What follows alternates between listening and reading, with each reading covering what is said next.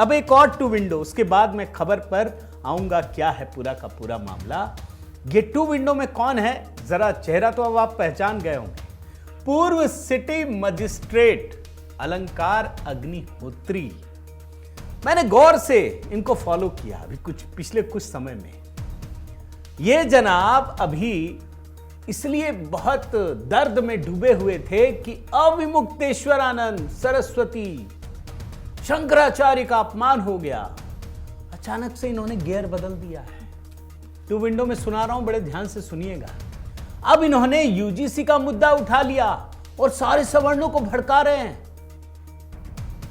अगर आप नहीं समझ पाएंगे तो मैं बार बार ऐसे नहीं कह रहा। 2027 बहुत नजदीक है दोस्तों। लोकसभा चुनाव के बाद अभी यूपी और सबसे बड़ा राज्य है, यूपी से ही खेल हुआ था। ये जनाब शंकराचार्य के नाम पे शुरू हुए और यूजीसी पे आके अटक गए।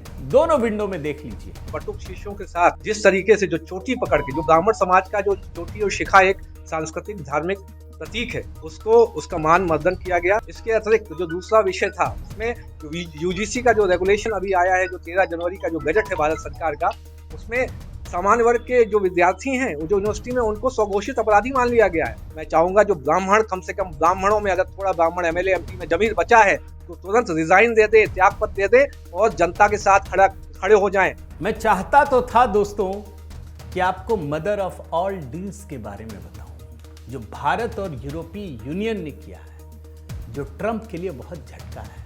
मैं चाहता तो था कि कल जो गणतंत्र दिवस के अवसर पर राहुल गांधी ने जो कुछ किया उस पर वीडियो बनाना चाहता था, लेकिन क्या करें, मजबूरी है। पूरे देश में सारे न्यूज चैनलों में मल्टी विंडो, देश भर में विरोध हो रहा है भाई यूजीसी का। 20-20 विंडो, मैं तो आपको विंडो ही दिखाता हूं, आपको अच्छा लगता है। ये न्यूज चैनल वाले भी पकड़ लिए कैसे जरा ट्रैक बदला जाए। देश भर में विरोध हो रहा है, यूपी, बिहार, राजस्थान, यूपी में भी अलग अलग शहरों के नाम लिख लिख करके। भले आपको 2-4 आदमी ही दिखेंगे,